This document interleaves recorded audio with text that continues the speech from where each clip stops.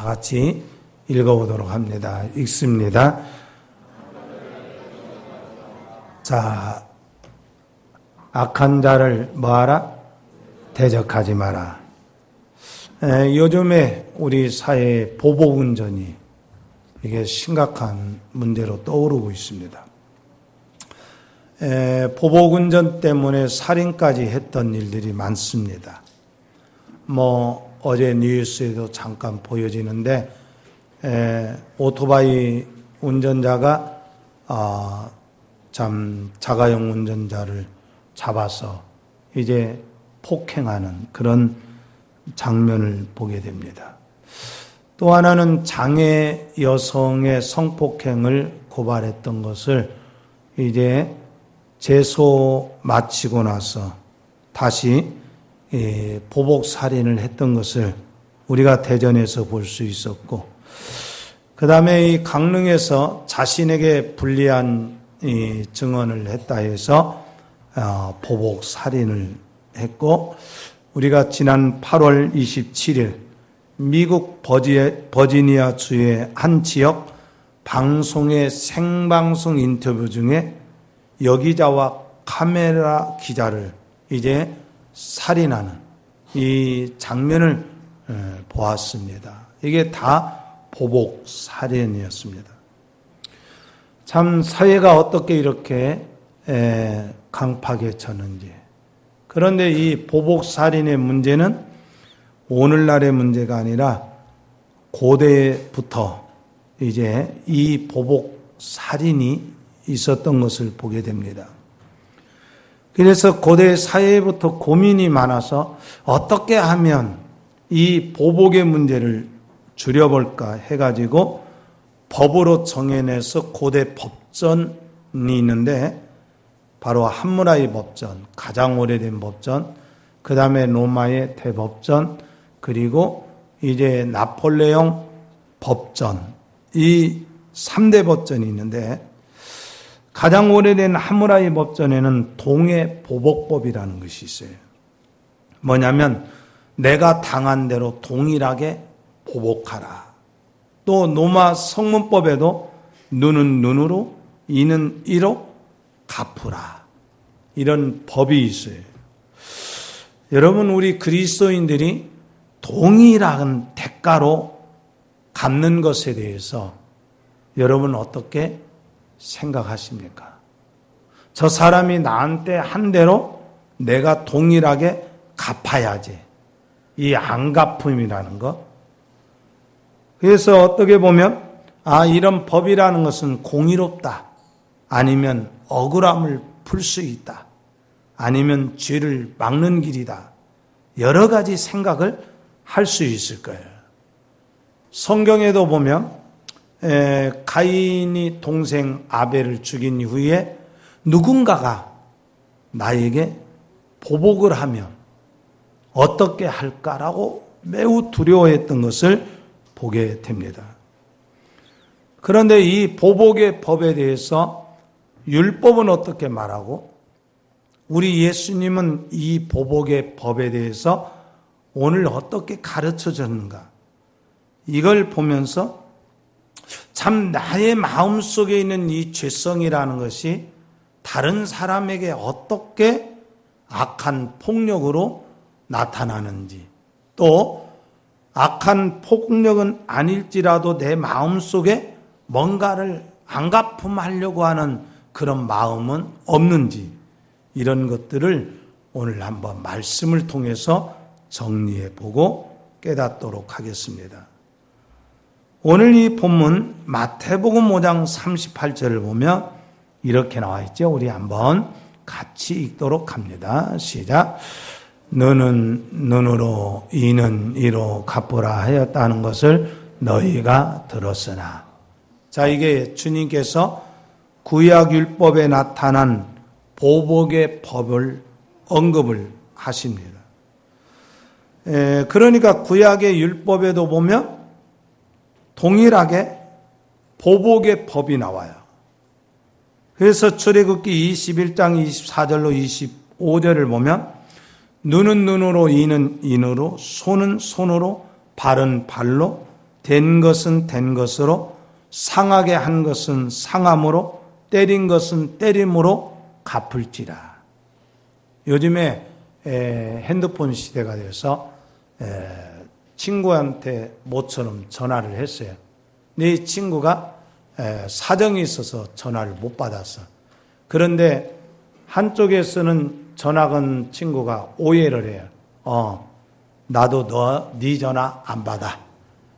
우리는 흔히 그런 경우들을 이제 정말 우리 실생활에서 많이 겪을 수가 있어요.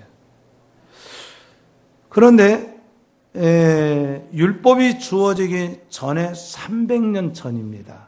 그러니까 모세 율법이 주어지기 전 300년 전에 하무라이 법전이 생겨났어요.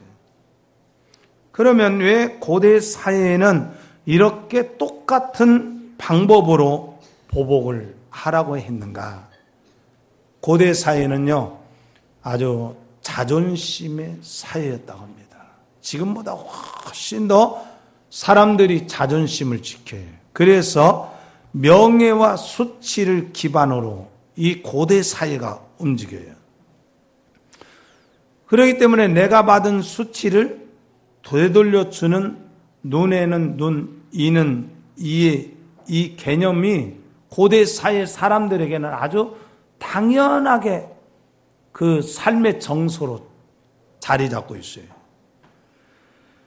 그래서 당시에 남자의 자격에 대해서 논할 때 다른 사람에게 한 대 맞을 때 한 대를 때리는 사람은 그 사람은 공평한 사람이고, 두 대를 때리는 사람은 힘이 있는 사나이고, 그러나 한 대를 맞고도 저항할 수 없는 사람은 남자로서의 자격이 없다. 그 남자로서 가장 수치스러운 사람이 뭐냐? 이제 자기가 맞고도 대항하지 못하는 것이 수치다. 그래서 왜 그러느냐? 남자가 한 대 맞고도 대항할 수 없다면 자기 가족을 어떻게 지킬 수 있겠느냐? 아내를 어떻게 지킬 수 있겠는가? 애인을 어떻게 지킬 수 있는가? 어떤 이제 고등학생들끼리 싸움이 일어났어요. 근데 이 싸움의 발달이 내가 좋아하는 여자친구를 상대 친구가 건드렸다는 거예요. 그러니까 이걸 안 갚음하기 위해서 나도 내 이 여자친구 앞에서 사나이라는 것을 보여주기 위해서 아주 그냥 자기 그 힘을 발휘를 했어요. 근데 오히려 더 죽도록 얻어 터진 거예요. 근데 실질적으로 이 보복이라고 하는 것이 결국 이방의 사회는 뭐합니까? 계속 피가 피를 흘리고 끊임없이 일어나는 거예요. 그런데 그러면 율법은 왜 동해 보복의 법에 대해서 이렇게 정해놨느냐? 율법은 인간이 얼마나 잔인하고 타락한 존재인가를 율법은 잘 알아요. 하나님은 그걸 잘 아셔서 이방인의 사회에서 일어나는 이 보복을 어떻게 하면 최소화시킬 것인가 해서 레위기 24장 20절을 보면 상처에는 상처로 눈에는 눈으로 이에는 이로 갚을지라.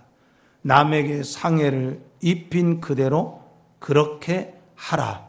그리고 신명기 19장 21절에 보면 내 눈이 긍휼히 여기지 말라. 생명에는 생명으로 눈에는 눈으로 이에는 이로 손에는 손으로 발에는 발로 이렇게 참 명령을 해놨어요. 어떻게 보면은 형식과 문자의 내용이 이방의 복수법과 동일하다 하는 것을 느끼게 되고 용서가 없는 것처럼 보여요. 그러나 구약의 율법의 이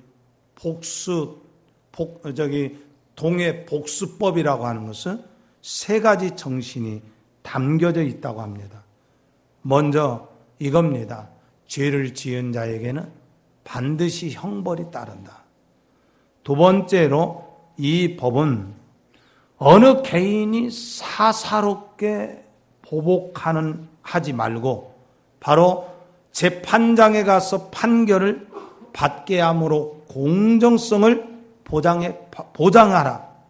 마지막으로 이 복수동해법이라고 하는 것은 잔인하게 보이는 것 같지만 당시에는 다른 피해 보복을 막기 위한 어떤 안전장치라고 합니다.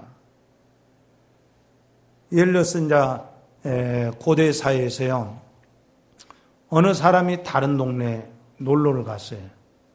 그런데 그 동네에 힘 있는 그 거렁뱅이 애들이 뭐 합니까? 그 깡패 같은 애들이 그 사람의 다리를 부러뜨렸어요. 이 이야기를 듣고 이제 갑의 마을에 사람들이 그 그 다리를 분지른 그 마을에 가서 전체 가서 쑥대밭을 만들어놔요. 이런 일들이 고대 사회는 너무 비일비재해 있어요. 그렇기 때문에 사적인 보복이라고 하는 것은 사람의 생명을 무자비하게 해치는 결과를 낳게 된다는 거예요. 우리가 잘 아는 대로 야곱이 세겜에 머물러 있을 때 세겜성의 그 추장이 야곱의 딸 디나를 강간을 합니다. 그러니까 이 야곱의 아들들이 동생 디나가 강간당한 것을 보복을 해요. 그래서 세겜성의 남자들을 몽땅 이제 죽이는 이런 끔찍한 사건이 생겨요. 그렇기 때문에 사회가 어떤 일이 발생할 때에 무자비한 보복을 막기 위해서 상처를 준 사람에게만 동일하게 상처를 줘라. 이것은 따라서 합시다. 개인이 보복하지 말고 재판장을 통해서 판결을 받으라. 그러니까 이제 이 개인이 어떤 일을 당했어도 보복하는 것은 이게 한 사회를 정말 무너뜨리고 악하게 한다는 것을 보게 돼요. 자, 그런데 예수님이 뭐라고 가르치느냐? 이 보복에 대해서 예수님이 말씀하시기를 뭐라고 했느냐? 악한 자를 대적하지 마라. 이렇게 말했어요. 오늘 여기 이 법이라고 하는 것은 개인적으로 있을 때는 우리가 법이라고 하는 것이 필요가 없어요. 그러니까 사람이 둘 이상 모이면 법이 필요해요. 규칙이 필요해요. 그렇기 때문에 법이라고 하는 것은 개인이 집행하면 사회적으로 질서가 무너져요. 그래서 구약의 율법이라고 하는 것은 일종의 그 당시에 이스라엘 사회를 유지하게 한 법전이었어요. 헌법이었어요. 그래서 구약에서는 모세를 비롯해서 모든 제사장들, 왕들이 이 율법, 헌법을 잘 지키고 이것을 집행을 했어요. 그래서 어떤 범죄의 일들을 개인에게 맡기지 않고 공적인 재판장에게 재판을 해서 어느 한 사람에게도 이제 공평성을 무너뜨리지 않고 공정하게 눈은 눈으로 이는 이로 이런 법을 이제 집행을 했어요.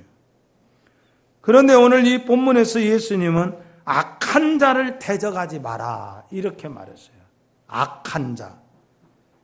그런데 이 악한 자라고 하는 것은요, 여러분 한번 39절을 다 같이 읽어보도록 합니다. 나는 너희에게 이르노니 악한 자를 대적하지 말라. 누구든지 내 오른뺨을 치거든 왼뺨도 돌려대며. 자, 여기 봅시다. 여기 봐요. 이게 지금 예수님이 하시는 말씀의 배경에 대해서 잘 이해를 해야 돼요.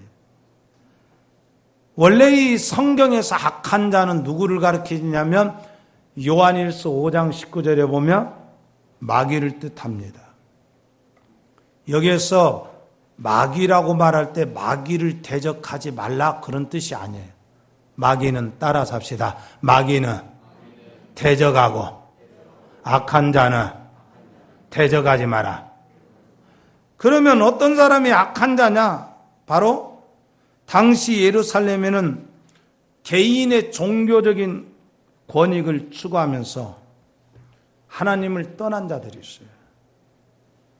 그래서 그들은 하나님을 믿는다고 하면서도 종교적인 활동 속에서 오히려 하나님을 대적하고 자기의 육신적인 탐욕, 이런 이익을 누리는 자들이 많았어요. 그러니까 아주 노골적으로 하나님 어디 있느냐 이렇게 대들고 따지는 사람들이 아니에요. 하나님께 열심을 가진 종교인, 그리고 율법에 대해서 늘 운운하고 그러면서도 오히려 율법을 어기고 신실한 선지자와 주의 종들을 거역하고 핍박하는 자들을 악한 자들이라고 이렇게 말합니다. 여기에서 우리 분명히 기억할 것은 따라서 합시다. 여기에 악한 자는 이방인을 뜻하는 것이 아니라 종교 안에 있는 사람들을 뜻한다. 자, 그러면 봅시다. 주님께서 분명히 말씀하셨죠. 바로 알곡과 쭉정이가 같이 공존한다는 거. 그렇게 말했죠. 다시 말하면 교회 안에, 거룩한 공동체 안에 쭉정이이면서 생명이 없으면서도 종교적인 활동을 통해서 자기 개인적인 이득과 사회적인 기득권을 누리고 맛보는 사람들이 많아요.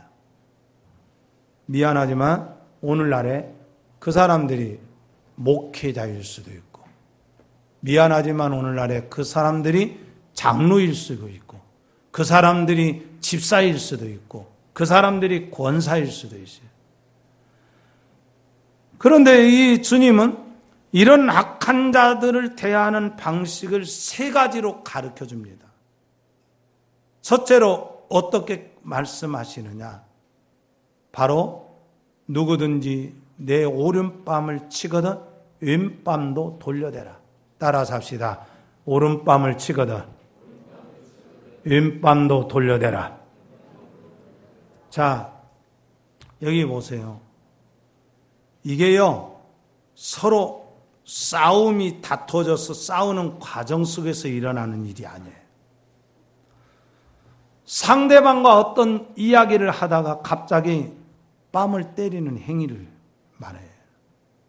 왜 그러냐면 상대방이 정당한 말을 하는 것에 자존심이 상하니까 그냥 버럭 화를 내면서 상대방의 뺨을 치는 상황을 말합니다. 이게 얼마든지 그럴 수가 있어요. 그래서 우리는 이런 대체적으로 구약 이스라엘의 역사를 보면 왕이 선지자로부터 꾸중을 듣거나 바른 소리를 듣게 돼요. 그러니까 대체적으로 선지자들에 의해서 어떤 책망을 들어요. 그러면 이 책망을 들으면 아주 버럭 화를 내요. 이게 누구냐? 대표적인 왕이 사울 왕입니다. 사울 왕은 선지자 사무엘에 경고를 했어요. 그때 네가 뭔데? 무시하잖아요. 나중에 이 자기의 신하였고 자기의 사위를 삼았던 다윗을 정적으로 삼고서 다윗을 죽이려 해요. 그때 다윗이 어떻게 합니까? 오른뺨을 치는 사울왕에게 끝까지 왼편뺨을 돌려댑니다. 자기가 처리하지 않아요.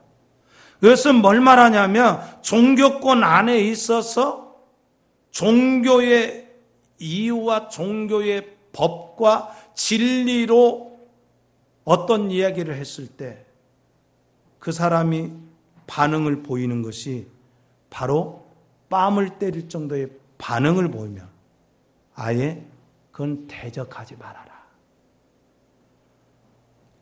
구약의 아합 왕은 엘리야 선지자의 경고를 들어요. 그리고 이 경고를 들었을 때에 아주 버럭 화를 내면서 엘리야 선지자를 죽이려고 해요. 또 하나는 예레미야 선지자가 당시에 이스라엘 백성들, 왕들 타락했다는 것을 선포할 때 제사장 바스올이 선지자 예레미야를 죽이려고 해요. 뺨을 때리고 그리고 대적하고 옥에 가두고 이런 일들을 했어요.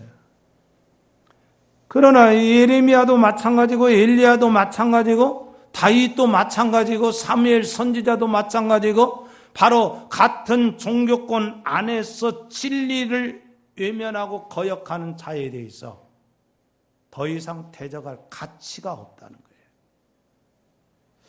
그래서 주님은 뭐라고 말했냐? 오른뺨을 때리면 맞받아치지 말아라, 그런 얘기예요.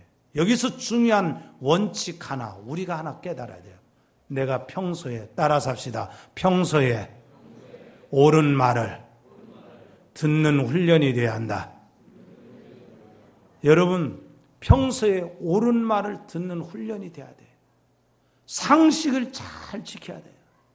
그리고 어떤 법도를 잘 지켜야 돼. 그래야 내가 누군가로부터 목사님 이건 틀렸습니다. 이건 잘못됐습니다 할 때 오히려 그 말을 하는 사람의 뺨을 때리는 그런 악한 자가 되지 않는다는 거예요. 그 다음에 또 주님은 뭐라고 말하느냐, 한 가지 방식으로 40절을 다 같이 읽도록 합니다. 40절입니다. 또 너를 고발하여 속옷을 가지고 자, 우리 다 같이 집중력 있게 읽어봅니다. 시작.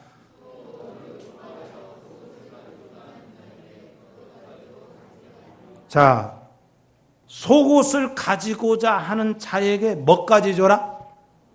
겉옷까지 주어라. 이런 얘기예요. 고대 이스라엘 사회는요, 이웃의 부자에게 돈을 빌려 쓰지 않고 쓰고 갚지 않으면 옷을 저당 잡는 일이 많았어요. 그래서 출애굽기 22장 26절로 27절을 보면 네가 만일 이웃의 옷을 전당 잡거든 해가 지기 전에 그에게 돌려보내라. 그의 유일한 옷이라. 그것이 그의 알몸을 가릴 옷인즉 그가 무엇을 입고 자겠느냐. 그가 내게 부르짖으면 내가 들으려니 나는 자비로운 여호와라. 이렇게 말씀하셔요. 이게 무슨 얘기냐면요, 우리가 처음에 세상에 이제 그 이스라엘 백성들이 출애굽에서 가나안 땅을 평등하게 땅을 분배를 받아요. 그런데 처음에 평등하게 땅을 분배받았지만 살아가는 과정 속에서 부자가 생기고 가난한 자가 생겨요. 빈부의 격차가 생기기 시작해요. 그게 전쟁 때문에 그랬든지 부부간의 싸움 때문에 그랬든지 아니면 남편이 갑자기 죽어서 그랬든지 어쨌든 간에 빈부의 격차가 이 세상에서 생겨요. 그런데 가난 속에서도 가장 심각한 것은 뭐냐면 오늘 먹을 양식이 없어요. 그러니까 죽을 수는 없고 이웃에 가서 양식을 구워옵니다. 그런데 이 부자가 양식을 구워올 때에 옷을 전당을 잡아요. 근데 왜 해지기 전에 옷을 돌려주라고 하느냐? 이스라엘 기온은요, 낮에는 뜨겁다가도 밤에는 무척 춥습니다. 그러면 이불이 따로 없어요. 겉옷이 이불이에요, 그 당시. 이 겉옷을 만약에 전당 잡아서 주지 않으면 뭐 하느냐? 죽어요, 죽어. 양식은 왜 빌려줘요? 그 사람 죽지 말라고 빌려주죠. 그죠? 그런데 겉옷을 해가 지기 전까지 안 돌려주면 결국 죽어요.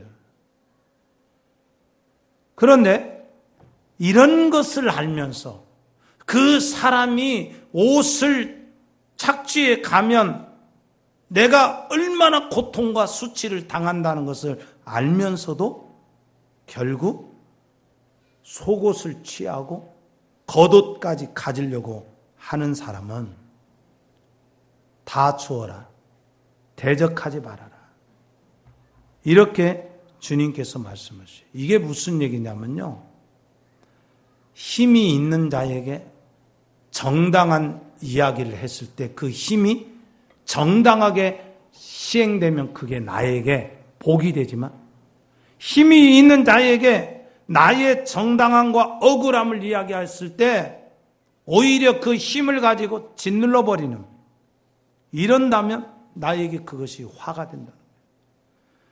그래서 아모스 선지자는 악한 자의 죄에 대해서 세 가지로 지적해요. 악한 자는 은을 받고 의인을 파는 자다 그랬어요. 악한 자는 신한 켤레를 받고 가난한 자를 파는 자다. 악한 자는 힘없는 사람을 눕혀놓고 머리를 짓이긴다. 이게 아모스 선지자가 당시 사회에 갑질을 하는 자들에 대한 이야기를 그렇게 하고 있어요. 그러니까 이런 얘기죠. 똥이 무서워서 피하는 것이 아니라 뭐 한 거예요? 똥이 더러우니까 피하라는 거죠. 그러니까 예수님은 악한 자들을 대적하지 않아요. 누구를 대적하나요? 은 30에 팔아넘긴 가룟 유다를 치지 않아요. 당신을 십자가에 못 박여 죽기까지 당신을 정죄한 바리새인들, 서기관들, 장로들에 대해서 예수님은 대항하지 않아요. 대적하지 않아요. 셋째로 어떤 방식으로 그들을 대적하지 말라고 했느냐. 41절을 한번 보도록 합니다. 41절, 42절 시작.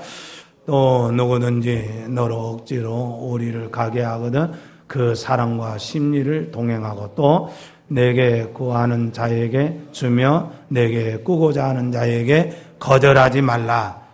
아멘. 여기 오리를 가자고 하는 사람, 여기 봐요. 시도 때도 없이 그냥 아무 때나 오리를 가자고 하는 이런 친구가 아니에요. 나의 의사와는 관계없이 나를 억지로 끌고 가는 사람이에요.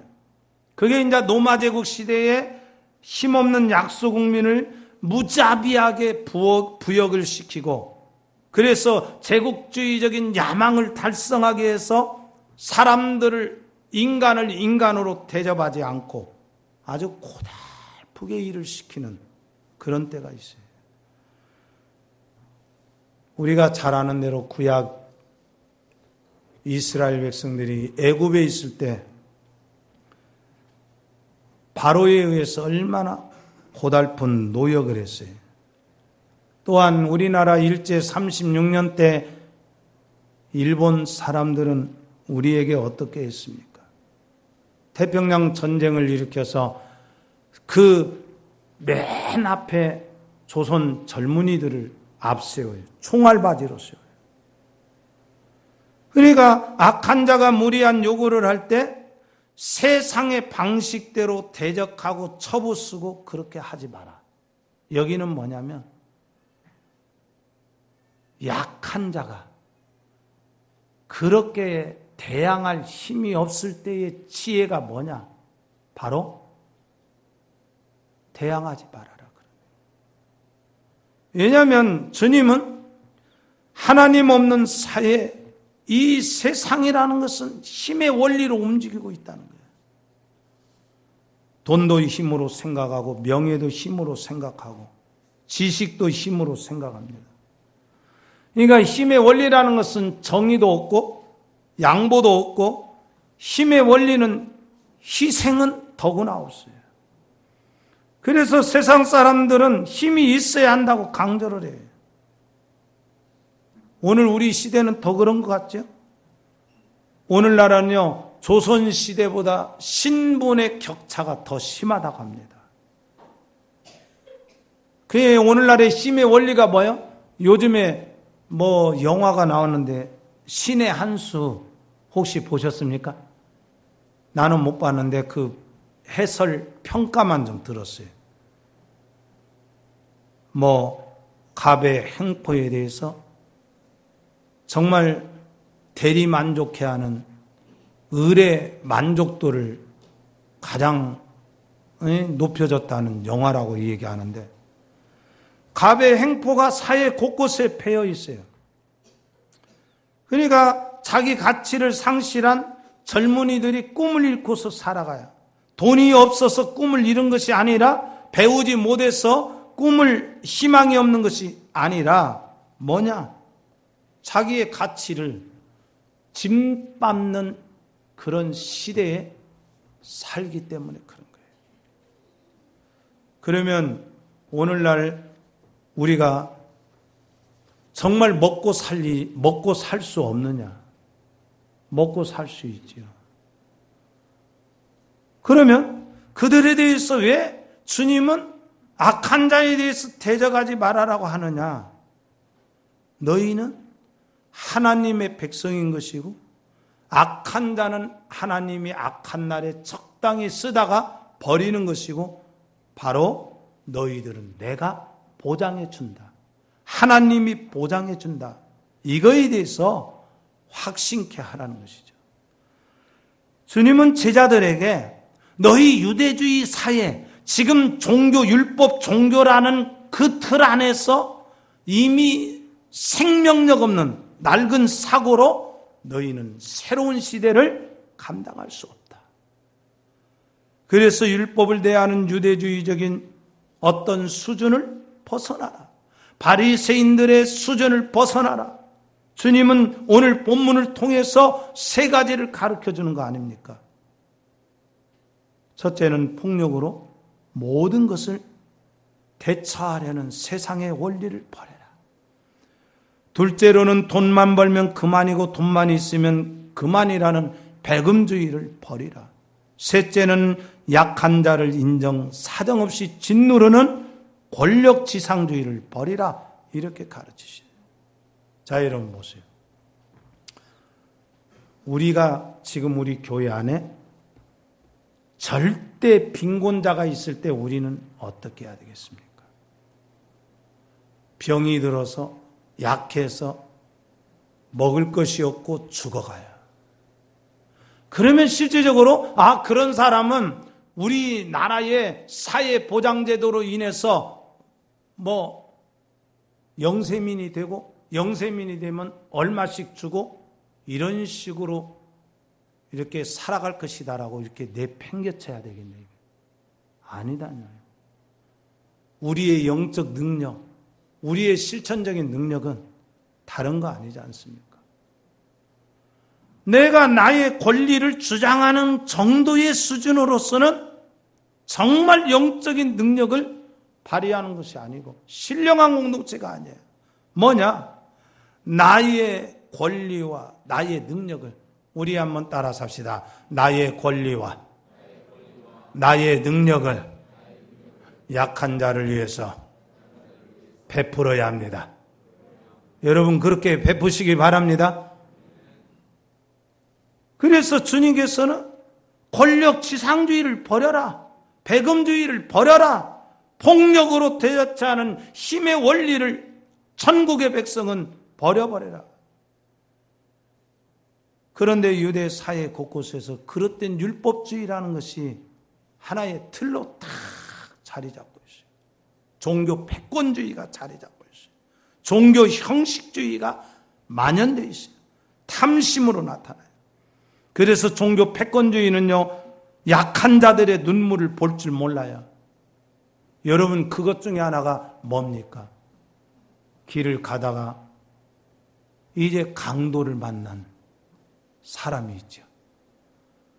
근데 강도 만난 사람이 있는데 그 강도 만난 사람을 보고 제사장들이 뭐합니까? 못 본 채 합니다. 내 사람들이 못 본 채 합니다. 그런데 그 강도 만난 사람의 진정한 이웃이 누굽니까? 사마리아 사람이었죠. 나는 약한 자의 진정한 이웃인가? 그러니까 내가 약한 자를 이웃으로 삼는 것이 아니라 약한 자의 이웃이 진짜 내가 그 이웃이 되는가? 성경은 그걸 이야기하고 있단 말이에요. 그렇다면 우리 교회에 교인으로 같이 있다가 어떤 경우에 치명적인 상해를 입어서 누가 돕지 않으면 안 돼요. 그러면 누가 도와야 됩니까? 정부에서 도와야겠죠. 정부에다 맡겨야겠죠. 여러분, 제가 새벽마다 끊임없이 기도하는 것 중에 하나가, 빼놓지 않는 기도하는 것 중에 하나가 약한 자를 위한 기도입니다. 왜 그런지 아세요? 그들을 불쌍히 여겼어요? 천만에요. 왜 그러냐면 내가 진짜 하나님의 사람이라면, 내가 진짜로 그 기독교인이라면, 내가 예수 믿는 신자라면, 내가 진짜 참 믿음을 가졌다면 정말 내 이웃을, 내가 그 사람의 이웃이 되는가? 그러면 내 이웃이 되려면 어떻게 해야 되겠습니까? 내가 그를 기억할 수 있어야 되고, 내가 그를 위해서 뭔가를 기도하고 돌아볼 수 있는 그 마음을 가져야 되지 않을까?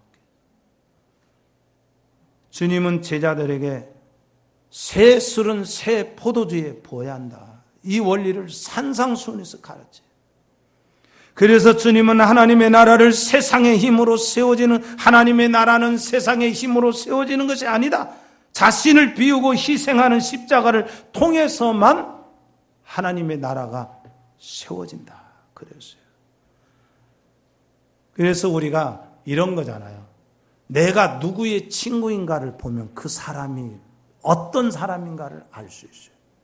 여러분의 친구는, 여러분을 친구 삼는 사람들은 누굽니까? 여러분은 어떤 사람의 친구입니까? 정말 그러잖아요. 데살로니가전서 5장 15절로 보면, 삼가 누가 누구에게든지 악으로 악을 갚지 말게 하고 서로 대하든지 모든 사람을 대하든지 항상 선을 따르라. 베드로전서 3장 9절을 보면 악을 악으로 욕을 욕으로 갚지 말고 도리어 복을 빌라. 이를 위하여 너희가 부르심을 받았으니 이는 복을 이어받게 하려 하심이라. 여러분이 진짜 예수 그리스도를 구주로 정말 믿습니까? 예수님이 여러분의 구원의 주가 되심을 믿습니까? 여러분이 죄에서 구원받았다는 사실을 확신하십니까? 그렇다면 내가 구원받은 그 의의가 뭐냐면, 세상의 원리와 세상의 가치를 가지고 살아가지 않는 사람이라는 것을 증명해 줘야 돼요.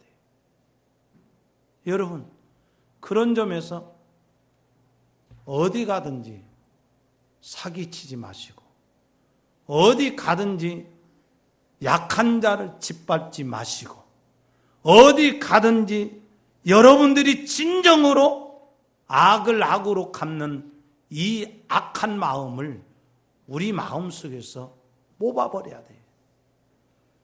저는요, 어제 우리 학생들이 쓴 독후감을 다시 정리하면서 제 자신이 많은 것을 또 되돌아봤어요. 정말 내가 목사로서 무엇을 위해서 목사로 사역을 하는지, 정말 그런 것들을 많이 생각해요. 여러분들에게 누군가가 정말 어떤 진정한 얘기를 할 때에 오른뺨을 때리는 악한 자인가, 여러분들이 한번 잘 생각해 보세요. 여러분들을 누군가가 지적하면 그 지적을 정당하게 변명하지 않고 받아들일 수 있는 훈련이 내 안에 있는가? 내가 진짜 그런 예수쟁인가? 정말 예수 믿는 사람인가? 교회는 죄인들이 회개하고서 구원을 받은 사람들의 모임이 돼야 돼요. 물론 위장을 하고 악한 원리를 가슴에 품고 살면서 어떻게 하면 종교적인 활동을 하면서 다른 사람을 등을 치고, 어떻게 하면 다른 사람을 이제 짓누를까? 이런 악한 자들이 있어요. 그러니까 그 악한 자들이 우리에게 대적해오고 우리를 저기할 때 우리는 어떻게 해야 되느냐? 우리가 그 악한 자들을 이길 수가 없어요. 그러려면 어떻게 해야 됩니까? 교회는 죽어가는 영혼을 건져내는데 온 마음을 쓰고, 다른 사람을 전도하려면 세상 사람들과 다른 생각을 가져야 돼요. 그러니까 예수 안 믿는 사람이요, 뭐라고 말하는 줄 알아요? 어떤 사람이 저한테 하는 얘기가 깜짝 놀랐어요. 진짜 탁구장에서 있었던 일인데, 목사님, 저 사람이 권사인 줄 알아요? 저 사람이 뭔 줄 알아요? 물론 예수 믿는 사람들을 비평하게 한 이야기도 되지만 이방인들이요 더 우리보다 지혜로워요. 아, 여기에 가짜 예수쟁인가 진짜 예수쟁인가를 누가 더 잘 아느냐? 예수 안 믿는 사람들이 더 잘 알아요. 건드려 봐요. 이래저래 건드려 봐요. 근데 조금은 자기 힘으로 참았다가 자기 안에 진정한 영적 능력이 없으니까 내 안에 있는 악한 것이 푹 솟아나와요. 그러면 가짜라는 것이 증명이 돼요. 예수 믿는 사람들이 자기들하고 똑같은 생각을 하고 살아가면요, 이방인들은 그 가짜로 생각합니다.